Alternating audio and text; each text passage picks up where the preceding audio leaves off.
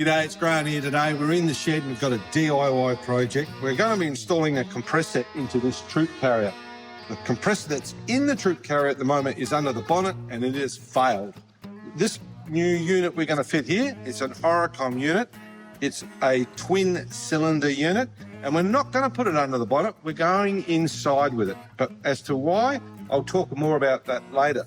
But what do you get in this compressor kit from Air-Compressor? Well, let's start with a couple of looms. There's a loom here. This loom is used for the toggle switch to switch it on and off. So we've got a toggle switch and it's very much a click and play type loom setup. Then there's the big loom, the main harness, that plugs into here. So as you can see, plug and play. It does come with two big spade fuses, both 40 amp. And the wiring at the end of it, there is two positives and a negative and a switching wire. So the reason for that is it has a separate power supply to each compressor, which is great for redundancy purposes. Now, the unit itself, it weighs in at about 10 kilos, so it's not real light. Has a fan system in it. It has an auto cutout. It has a thermal protector. And the hose fitting goes here. Speaking of hose, it does come with, I think it's about 6 meters of hose that will connect up through there. It does come also with a inflator, which would be handy. And the lifeblood to any compressor is a set of good filters and they'll go on there. So all it's really left to do now is for us to sort out how we go about fitting it. What I do like, it does come with a template, so it's all ready to pre-drilled to help you with locating it. That's handy, I like that. Comes with a start guide, and on the start guide, it does come with a QR code, which you can link through. I've had a quick look at that. It's very self-explanatory. So all we now need to do is work out where we're going to put it inside this troop carrier. Why don't I show you? Now, I've installed a few compressors in my time and I've put them in a range of different spots. I've had them under the bonnet, but to be honest, dust, water, it's a hard environment for a compressor. So I prefer to get it away from that. In some cars, I've put them underneath the seat. That's really handy because you can be able to switch it, it's running. Yes, it does make a bit of noise, but you know it's actually operating. This car, we can't put it under the seat. This is a troop carrier. It doesn't have the room. What we are going to do is put it behind the seat. So that's where we're going to put it. Now, it's going to mount off of this system that's here. To be honest, we're not putting this in probably for the full duration. This is where we're going to start with it because the configuration is in a work in progress. But for now, that's where it's going. Now, the beauty of that is there's a lithium battery in behind that seat. So the loom's going to be able to run behind the back there and into there. The other great thing is we'll probably put the switch somewhere around here so you can switch it on and off and have it running. It does cut out when it reaches maximum pressure and the hose connection is here.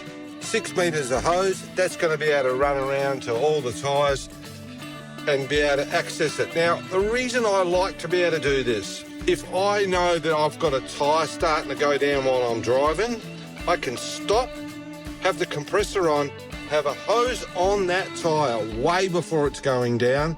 I don't need a jack. And then most times you're going to be able to plug it with a plug kit. It just makes life so much easier. If you're carrying a separate compressor, and they are good, don't get me wrong, but you have to get them out, get them under the bonnet, get them onto some battery clamps, pull it all apart. By then, you know what? The tyre's gone down. So mounting them in situ on the go is the way to do it. This unit here will mount up here. It is 10 kilos, so it's a bit heavy, so I'm going to make a bit of a bracket to transfer the weight through to the floor so it sits on the floor. But I think what I now need to do is probably go to the shed, cut up some steel, get the welder out, drill a few holes, and then we'll be mounting up this compressor. Okay, the next job was to make some brackets, so I've got some steel, I've got my cutter. Let's get on with it.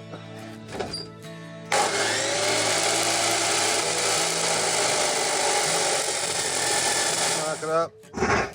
We're going to drill a few holes, that's so we can mount the compressor. I've got a couple of these brackets to make.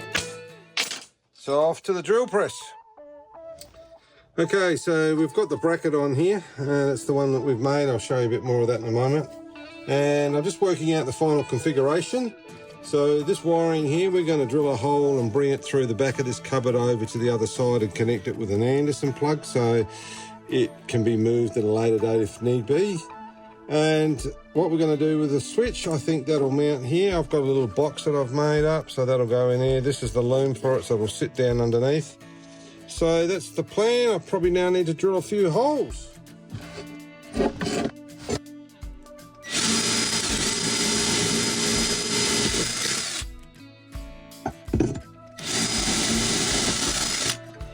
So I go to these days when painting brackets is a rattle can.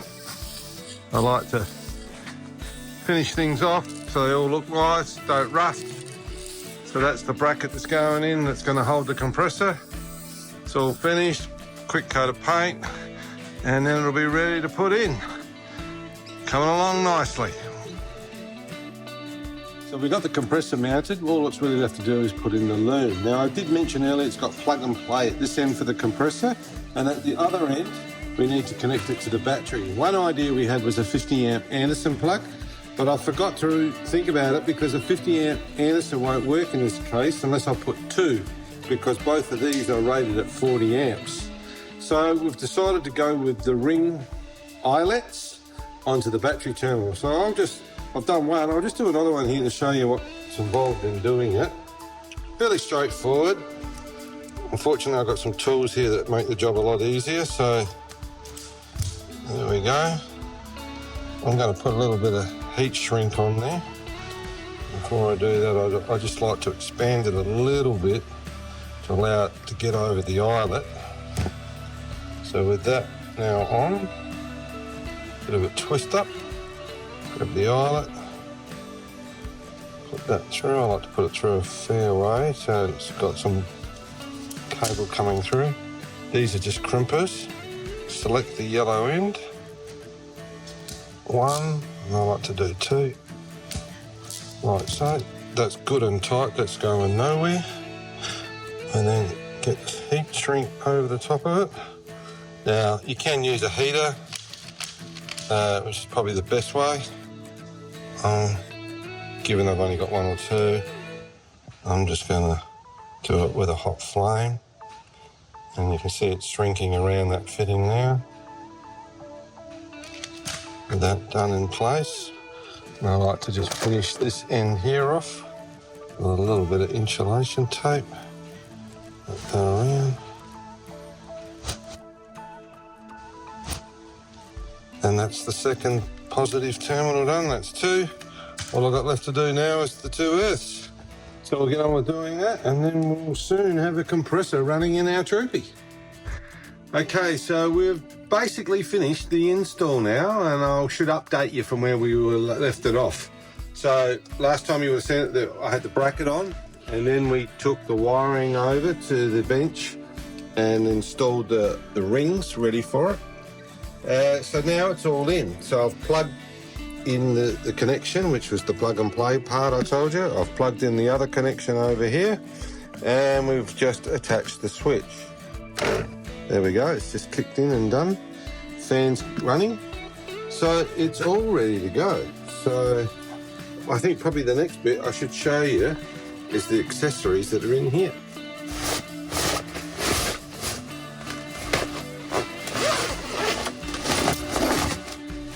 So I've got the hose, let's plug that in. And then we've got the inflate.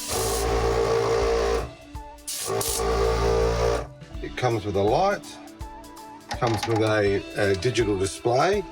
You can change it from PSI to bar to KPA. I tend to prefer PSI, and the light sort of backlights it. Nice quick coupling and connection. Probably should have a go at inflating a tyre. So in finishing, I want to talk to you about the benefits of having an onboard compressor versus one that's packed in a bag and with clips. Now, you've seen the install that we've done. So imagine you were driving, maybe you're on the Gibb River Road, the Savannah Way, or up Cape York on the Development Road, or somewhere like that, and you've developed what appears to be a bit of a movement in the back, possibly a tyre going down. You may have a sensor that can actually tell you that. So you now need to do something about it. So you pull over to the side and you need to get into action mode and get this compressor going. I want to show you just how quick I can get air into a tyre. So with me out of the car, around this side here, I want to get some air in this tyre before it gets too flat. So seat comes forward, down. I'm going to keep this underneath so I can get quick access to it. So out I go. I'm going to grab the fittings, going to get a hose onto the compressor. I'm going to get a hose connection onto the pump and pull this all out. And I'll just get the compressor going. So with the compressor on, armed with the gear, I've got a tyre that's going down. 6 metres of hose here, so I could easily get back to a caravan, but I'm already onto it. I can get some air into this tyre straight away. And we're now putting air into the tyre. Now, the other thing you can do that we like to do is we have made ourselves up a little fitting that we can put on. It's just another little clamp fitting, good one. And we can put that on there like so. So that's now inflating that tyre, and it's not going to continue to go down on us, which means we can now get our jack or our tyre plug kit and get it fixed, all while the tyre's still being re-inflated. You're not having to muck around with a tyre that's now flat on the ground. That's the great thing about having a compressor on board, just how quick you can get action onto your tyres.